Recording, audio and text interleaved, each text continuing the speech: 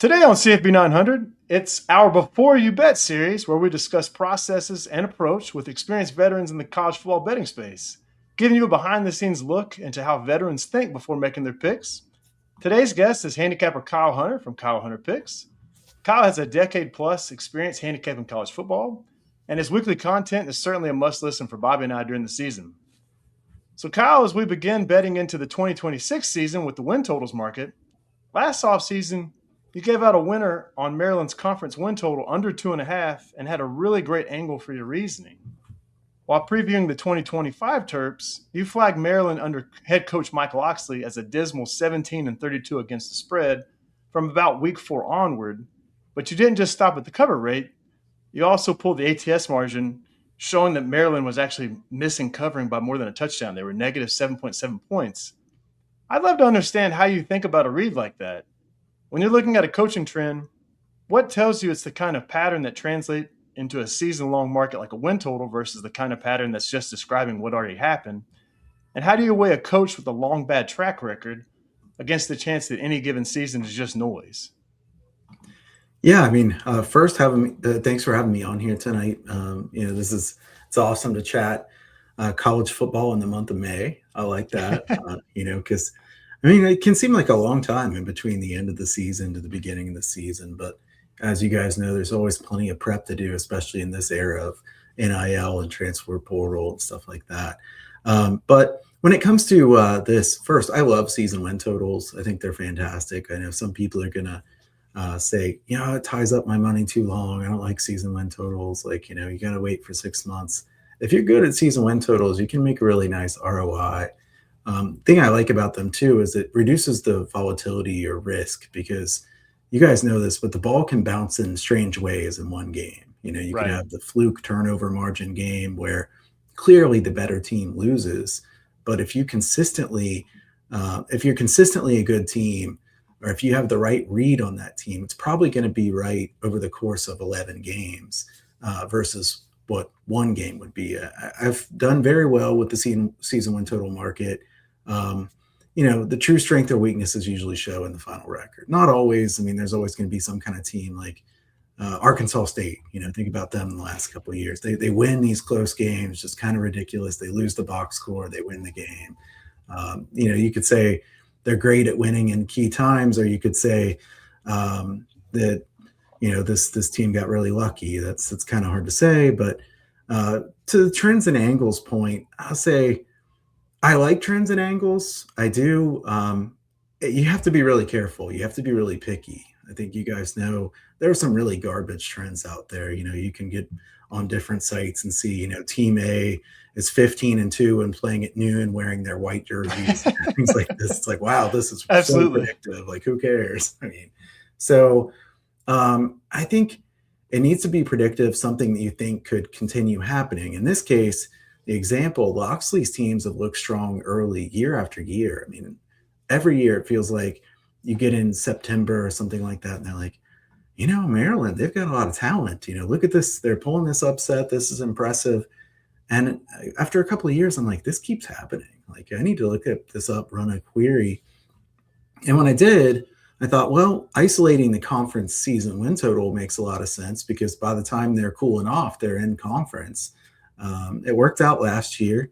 I'm glad it did. But I think, average ATS margin is really important to look at for something like this too, because if a guy is, say, 20-40 ATS as a coach, but the ATS margin's about 0, then I don't think it matters that much, because they've had, some really tight ATS losses, things of that such.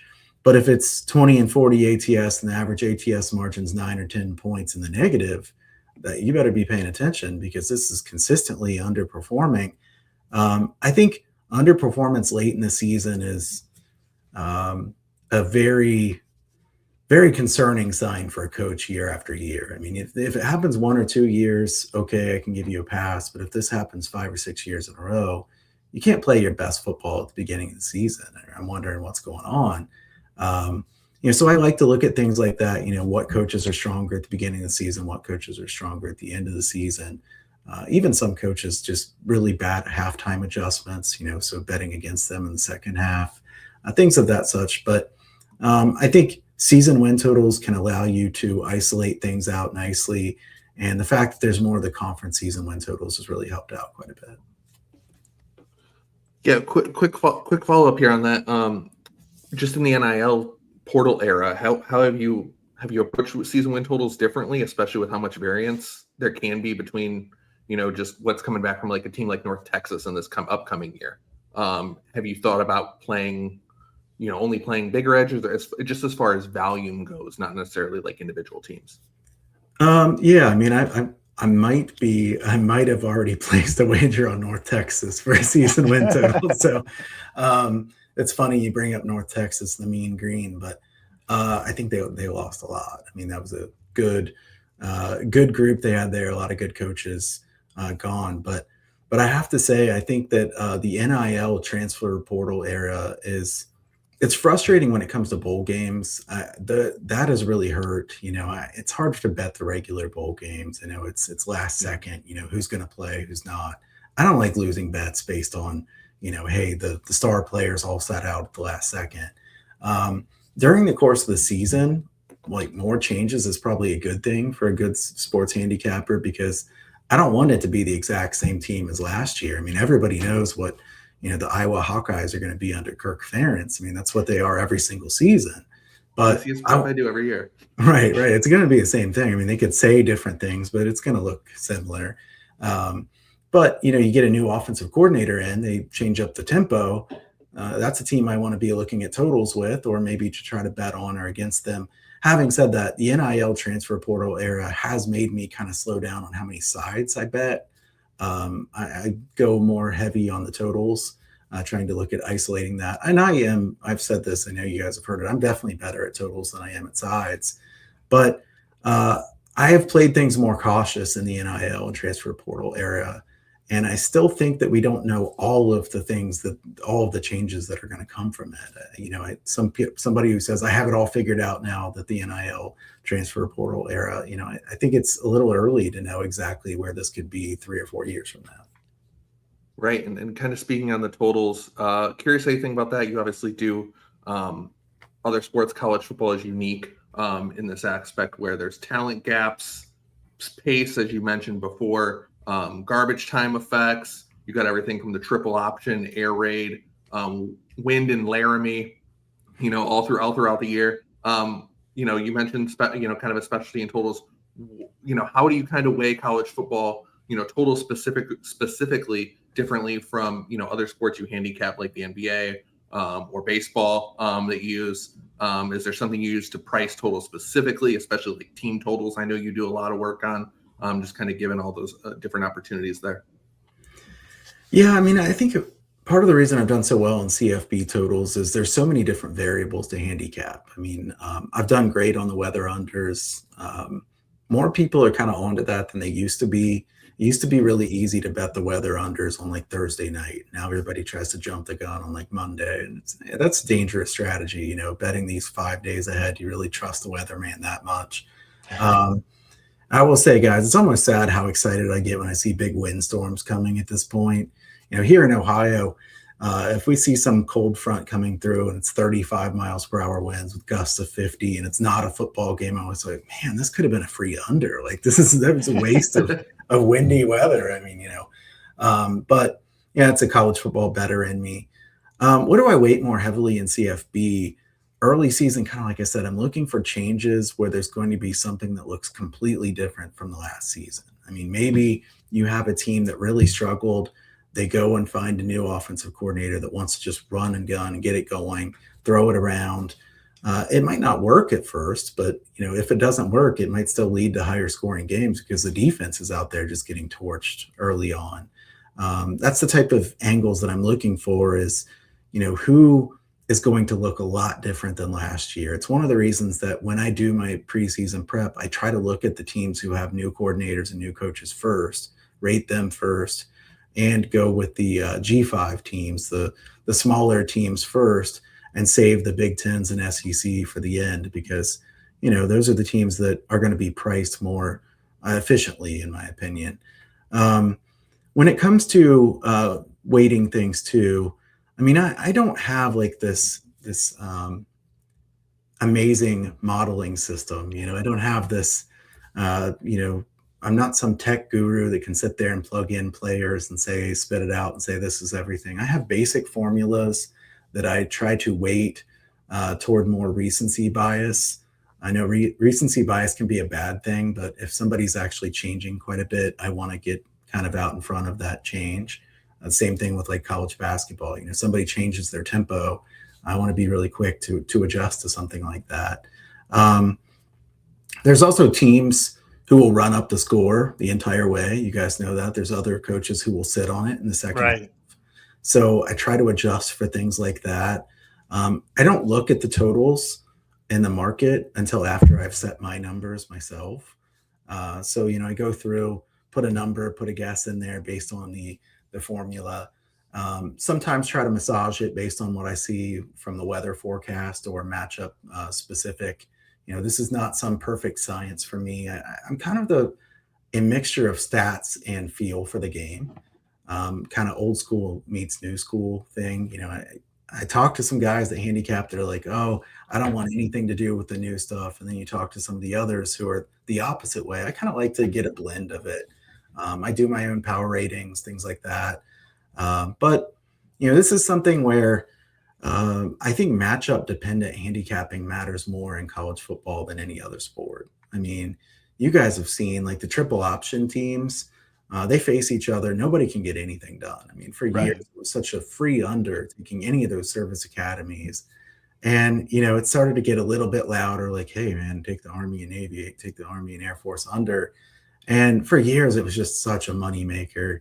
And I started jumping off. I might have jumped off the train just a little bit too early, but you have to have a price point where you just don't love betting the under anymore. I mean, do you really want to take under 31 and a half? I mean, it's hard to do. On the other hand, something that some people don't really think about is those service academy teams, they don't really face good passing attacks in practice ever. I mean, nobody can really throw. So you get in these AAC games and they face a team with a good passer. And it's like, wait a minute, Navy can have some high scoring games. Some of these teams can have high scoring games. Well, yeah, because they're used to seeing the triple option and they don't have a guy that can throw it around like the other guy can. They don't have the talented wide receivers. I mean, you guys know this, the guys there are lock. I mean, that's pretty much their job. So things like that, matchups specific is really important. I think it matters more in college football than any other. I think that's part of the reason I can be successful with totals there is that deep dives of the handicap can really help to try to figure out which ones to actually fire on and not. I will say too, I don't just bet blindly on my numbers only. Some people say like your number says this, you have to bet it. Like, oh, my number says that, but I do the deep dive. I don't really like it. I'm going to pass. Maybe I'll kick myself later, but I've always been that way. I don't just want to bet just what the number says, no matter what, because I think the eyes and, what you've seen matters, the matchup. So I guess that's kind of a long way of me saying that I think it's all of it weights in quite a bit. Tempo matters a lot, but efficiency matters too. And matchups, they matter a ton. I mean, I think there's some teams that have other teams' numbers and you see it year in and year out and you kind of wonder how can they always beat them, but they just consistently do. I think totals in college football can be a real opportunity. The North Texas Army game from last year is a really great illustration of exactly what you just shared. I had to pull up the final score because from memory, I knew it was high scoring, but those guys scored 83 points in that football game. Yeah. And you had a prolific passing attack against Army. So no, that's a tremendous point. And just continuing on the theme of uniqueness in college football, one other thing that's unique about college football versus other sports that you handicap is that the college football openers come out and then the games aren't played for 6 more days. And so you kind of have 6 days of market maturation. I know from some of your other work that, you kind of get in early in the week versus, say Thursday, Friday. So that's a conscious decision by you. And I'm just curious about how you weight those trade-offs. And then if the market does, move hard against you once news has broke, have you thought about, do you hold the position? Do you hedge the position or do you just get out entirely once you see something that that maybe has changed your opinion versus your original bet? Well, I think betting early in the week kind of makes it me against the odds maker only instead of me against the entire betting marketplace. And while other people don't really see it that way, the market is pretty efficient long term. I mean, if you're setting power ratings and your numbers way off consistently, like you're doing something wrong. Like some people get excited and they'll say, "Hey, Kyle, my number's 12 points off." I'm like, you better check something. Like, Yeah, this is not actually that good. Um, you want to go back and look at the closing line and see, where was it before? Understanding the market's really important. But I think at the end of the week, the market's more efficient. And I want to go just against the odds maker rather than against the entire marketplace. I would say I probably bet about half my games in college football at least 4 or 5 days ahead of the game. The other half are kind of more matchups specific, injury news, weather, things like that. But I do try to jump on some of the totals early in the week, definitely. Definitely good at getting CLV in general. And there's going to be times it goes against you. I mean, you have to be okay with understanding that, you fire on an early over and you get the bad practice news that, the quarterback got hurt and he's not going to play the next game. I mean, I just think that long term, too many people have said, I want to wait till later in the week to make sure everything's okay. And then they get so much of a worse price consistently that, the one time that they got saved, they could have had a better number so many times that they'd still be ahead. So right. I think that's it's easy as human beings to think of the one time it really burnt you. But if you actually think about how many times it's been good for you, if you get, in front of a 4 or 5 point line move, that's going to matter quite a bit of the time. So the most common way I would say too, when I get stuck, I try to look at in-game wagering if I can, seeing that there's going to be streaks each way usually. I mean, of course I could get burnt and just not be able to get out of it. And I've taken losses that way before. It's going to happen. But I don't really love coming back and, having where you can lose both sides. That's I just not. I mean, gosh, I'd Yeah, rather just lose the one bet than, agreed. some people are like, well, now I love the other side, so I have to bet like bigger on this. And it's like, oh, this is a dangerous game. Like, do we really want to do this? So sometimes I get stuck. I think in-game wagering does give you an option to try to uh, play your way out of it. But you'll have to sometimes get stuck and hold your L. On the whole, though, I really do believe that betting early is a good way to go about it, as long as we're talking about regular season. Now, bowl season, like I said, is completely different. I don't want to bet way before bowl season games because opt-outs and everything that can happen there. Wait till last minute on those. But in general, love hitting the market early. Yeah, I know. Just kind of piggybacking on the bowl thing, I didn't even do bowls this year, and Corey and I were talking about doing content, for that, and I'm just like, anything. If we talk about a bowl game on the show, everything could be toast by the time you put out the podcast on that. So, but kind of going off, kind of what you said here about joking about someone being 12 points off market. Everyone has that situation, and you talked about talking to other bettors that you work with, or maybe do other shows with, just friends in the industry. When you have something that's maybe not 12 points off market, but let's say you're a field goal off, 3.5 points up, or through on the other side of a key number, maybe there's a bias that you have, maybe towards a certain coach or something. Do you go to that network before kind of figuring out what's going on, as something that you kind of lean on, or of course your long-term experience as well? So how do you weigh being off market sometimes versus and just overall using your network to your advantage to kind of figure out how to play something in the market week to week?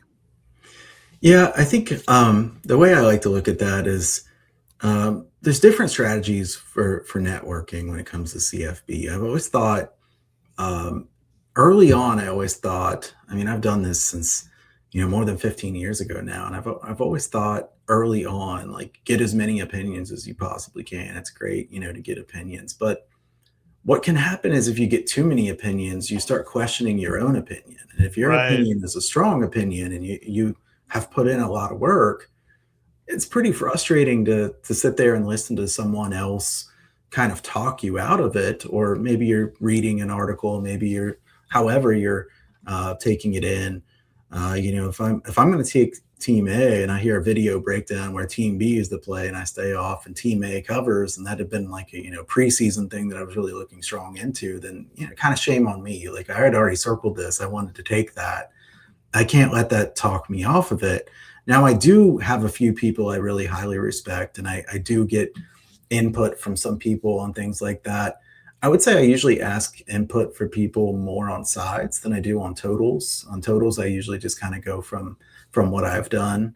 Um, but I think that having a limited number of people you respect their opinion of is probably a better idea than having like a ton of people you get opinions from that you're not sure if they're actually really that good at it, because we do have to be honest that more people lose than win at this. So, you want to keep your network pretty tight as far as how many people you really want to be getting strong opinions from, because I don't want a coin flip better to affect me in too much of a way.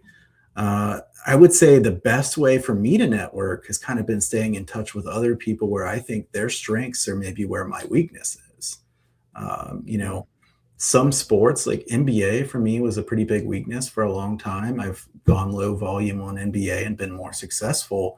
But to be able to stay in touch with people who that's their best sport is the NBA, or to consume that kind of information is better for me than to try to get a lot from the college sports, which I feel I'm quite a bit stronger on than some of the others. So I think the average bettor should look at long-term track records to determine, who they should value the opinion of. And any one game, anything can happen. You can be the best bettor in the world, look really stupid in one game, obviously. But um, I think networking is a good thing, but I think that sometimes taking in too much information, if you've really done a lot of work yourself, can be difficult too, because the human mind, you start questioning everything about it. Well, yeah, I mean, maybe they're right. Maybe what I said was, or maybe what I was thinking was incorrect, and then you just get the over analysis, you paralyzed. Right.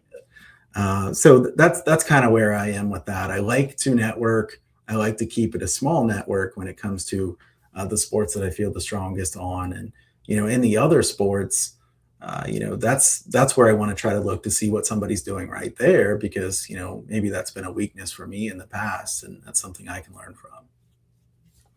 You've already touched on this a little bit, but I want to go further into it because you have been doing this for 15 years. Today it does seem like AI and being tech savvy and having honestly a player model and adopting a lot of what's working for NFL handicappers seems to be what perhaps college football handicappers want to do next. But from our conversation tonight, it seems like what I'm taking from this, a lot of it is keep it simple, stupid, and a lot of times just less is more. So, could you describe, what's different about, the work you're doing today from versus when you started? Yeah, I mean, one thing that's a lot different is the timeline's a lot moved up from what it used to be. I remember some of the times in the past when, the season win totals would come out like late in June or something. And it's like, now there's season win totals out at quite a few different places now. And, if you're not early on with a lot of your prep, it's tough to get the best of the numbers. The other thing about today is obviously there's so many more changes with the transfer portal and the NIL. I mean, in some ways, I remember I used to always say, like, I want a lot of changes. And it's like, oh, I don't know if I want this many changes. This is a ton. Because it just creates a lot of work. But there are opportunities there as well. I think, as I said earlier, I keep my formulas more basic to calculate totals. I do power rankings. I don't feel like I'm really smart enough to get amazing at the modeling like some guys have. And I do think too that sometimes some of the modelers, that crowd can kind of fall in love with a certain team that clearly has weaknesses.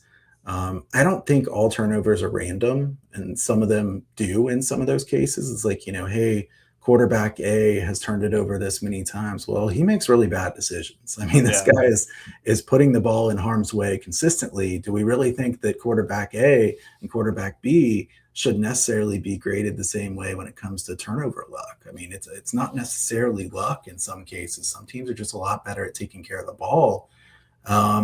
Fundamentally sound, the penalties that can be killing. I mean, you stop somebody and you give up a free first down.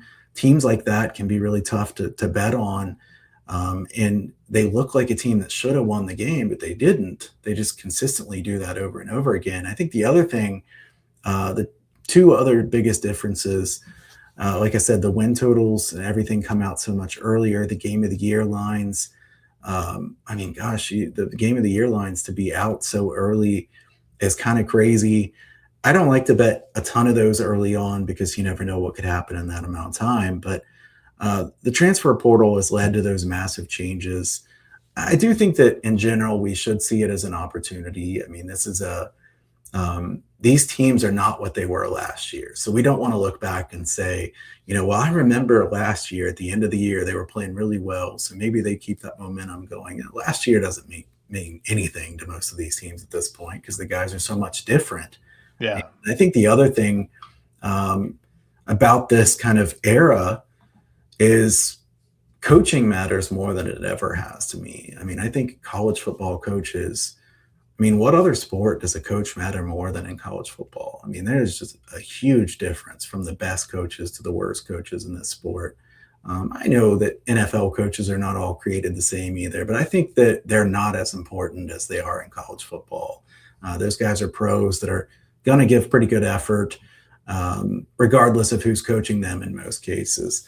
In college football, there's just massive differences. And so that's my way of saying that, the player-driven projections some people can do. It's awesome. Some people are really good at it. It's just not my biggest strength. And I've tried not to change too much when it's gone pretty well. There was a time where I decided I'm just going to set up this model and I'm going to take several months. And I'm like, man, this is a lot of work. What if, I do this and the first year I do it, everything tanks. And it's like, wow, why did you just break something that didn't really need to be tried to fix, So obviously there's good runs and bad runs. You guys know that. I'm going to have bad months, a bad season, but Yeah. long-term, the work has been good. So I try to keep going with what I've had. I want to go deeper into what you just said about coaches, because that's a conversation that Bobby and I have had as well. Let's use Kirby Smart as a great example as far as second halves. And let's honestly use that Georgia-Alabama regular season game where Alabama didn't score any more points, but they didn't have to. They still won the game. They got it all done in the first half. And that honestly speaks a lot about Kalen DeBoer and the opening game script. So I know for Bobby and I, a lot of it's just conversational. We'll talk about coaches, but is that how it works for you as well? Meaning, is it eye test and you get a real good flow for these and understanding for these coaches based on watching games? Or are you using some sort of data table or some sort of public metric to either reinforce that or perhaps maybe you start at the data first and you go back and watch the film? I've spent a lot of long nights running all kinds of queries on different coaches, like how they've done in different roles, the underdog role, home favorite, things like that. Some of these coaches are just so much better as underdogs than as favorites. You could think of like Chris Creighton in that role. It's just so much different. You want to bet against Chris Creighton as an underdog, be my guest. It's dangerous, but if you want to lay points with a team like them, that's also really dangerous. I think I lean on some of that as a second piece of information after the power ratings, but inside the power ratings, I do rate the coaches. So I am pretty aggressive with my rating of coaches, and I know other people are less aggressive about it, but I think that's partially just because I think the coaches really matter a lot here. So, if the average person was rating a coach on a scale of, 5 to 15 to put into a power rating or something like that, they're going to put a lot of 10s. And I'm going to be really aggressive and put some that are, 14 and some that are 5 or 6. just because I think it makes a really big difference in this game. Do you separate out head coaches from coordinators on this? The power rankings are just the staff in general Yeah. for me. Okay. But when it comes to totals is what I care more about Yes. the coordinators for. I'm looking at that OC, I'm looking at the DC. How have they done against this kind of offense if they're the defensive coordinator? What kind of tempo are they going to play at? Also, who's going to win the tempo battle? I mean, we know a lot of times not both teams want to play at the same type of possessions. So, I tend to think the better team usually wins that. And certain coaches I can trust to be able to, muck up a game. Iowa's able to bring a game down. I've said Iowa twice now. I'm not intentionally name dropping Iowa on purpose, but thing like that. I think that it's just important to keep in mind that the coaching staffs are crucial. No, the Iowa, that's actually a really great example, that Iowa-Oregon game. If you couple an Iowa-Oregon game with a little bit of weather and a little bit of injuries for Oregon, you get a really, really great Iowa cover and an almost win. So it's a really great point just about staffs and coaches. Moving on to something that is kind of on the, I can't say cutting edge, but it's obviously it's top of mind right now, is prediction markets. It's a big shift in landscape. Kalshi and Polymarket right now are getting a lot of attention because they're offering a lot of the same markets you can get at your traditional sports book. I'd love to hear how you're thinking about prediction markets. Are you actively engaging with prediction markets, or are you just kind of still focused on traditional sports books for right now? I really like the prediction markets a lot. It's not, I'm not being paid anything to say this. This is just my sole opinion. I like the prediction markets a lot because it's gotten a lot tougher to get good outs. Yeah. And if you beat the line consistently, you're going to get cut back at a lot of these shops pretty easily. And it can get pretty discouraging at times. And, you get really creative and have to fire off multiple different bets just to get a decent amount down. I like the prediction markets because, I mean, you're not really going against them. It's somebody else out there that's taking the other position. There's certainly no reason for them to limit you because, that's just a volume based thing. So as the prediction markets get more volume, these become better options to have liquidity in them. I think it's really going to be very helpful. I think some of them still are a little bit illiquid on some of the props and things like that, to where you have to be careful because you could set it out there, and you also have to watch with the fees. That's something that some people don't look at, is like if you're just matching an offer that's already out there and paying the full fee, in the long run, even though it looks like a better price, that fee is pretty expensive. So you got to know the fee structure quite a bit, but the lack of limits really helps me go toward them. I've used them a lot more here recently, and I do things outside of sports as well. I mean, I've bet the elections a decent amount, and done that a lot with the prediction markets. In things like that, I think it's helpful because a lot of people just like to bet what they're rooting for. But sometimes people do that in sports too. I mean, that. I mean, somebody's like, well, my team is this, so I can't go against them. Well, I mean, it doesn't really matter who your team is, and who do you think is going to cover. But I think having more outs, more options to bet is the quickest way to get better at sports betting. So if you're struggling with that, I think prediction markets can be an extra really nice use. So I certainly still want to use the sports books. I still use them daily, but having that extra option is really nice. Kyle, before we get you out of here, one last question. Really appreciate your time.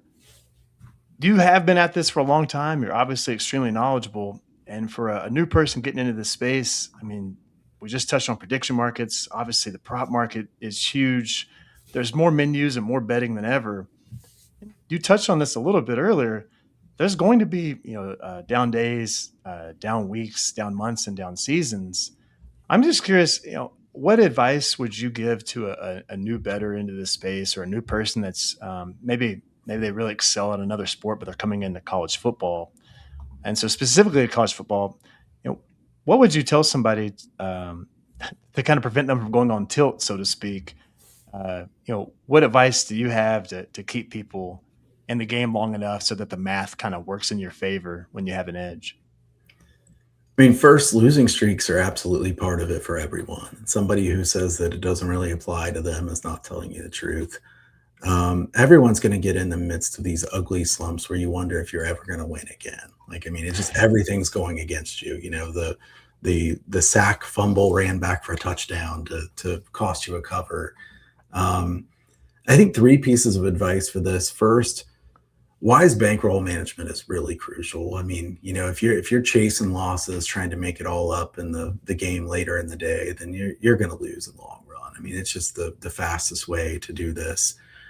Way too many bettors are betting above their head too. I think, you know, 2 or 3% of your bankroll should be common, or the most you bet, rather than the 6, 8, 10%. I mean, some of these people say, well, I put a quarter of my bankroll on my top play. I'm like, oh my gosh, what are we doing? You know, oh, it was a really strong edge. You know, I mean, my strong edges, I'm talking 3% of the bankroll. And, you know, it's easier to go on tilt if you bet above your means and go in with that huge wager. And, you know, something crazy could happen at the end of the game. And, you know, then you're in a really bad spot mentally too, because you're trying to come back from that. And I think mentally, handicapping the games as a sports bettor, mental state is probably more important than most people would say, or would like to admit, because emotions are real. And if you're in the wrong mental state when you're handicapping, it's going to be that much harder to win. I mean, I have a very long term proven track record when it comes to handicapping and sports betting, but I still catch myself going, oh, great, here we go again. Let me look at tomorrow's I mean, this is probably going to be another loss. You know, like, Yeah. it's so dangerous, because if you're already defeated before it gets started, you know, you say, oh, I'll handicap this, but it's probably going to be this under a lose in triple overtime.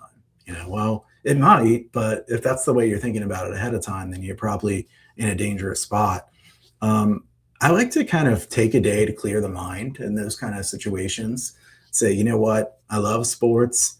Today's the day where I unplug. You know, I get out, go for a run, spend time with the family, go shoot some hoops, do something else that's just staying away from the odd screen for a bit. I mean, you guys know this. Odd screens, I almost am always like have that open, and I'm just checking back on it constantly, especially during Yeah. football season. Like, oh, the line just moved on this. What does somebody know? What are we looking at? Sometimes, though, taking that day can really help you when you're in a bad spot. So I think sometimes the best bet you can place in those times is not placing a bet. So be willing to do that. Third, be honest with yourself about the handicap after the fact. And this is something that's really helped me a lot. I go in and grade every selection I make after the game. What did I get right? What did I get wrong? You have to be willing to be honest, though. I mean, some people are just going to want to say, well, it was a good handicap. It lost still, but it was yes, good handicaps are going to lose sometimes, but you have to be fair for this to be a productive exercise. You know, you can't say, well, I always should have won. You know, this was always the right thing.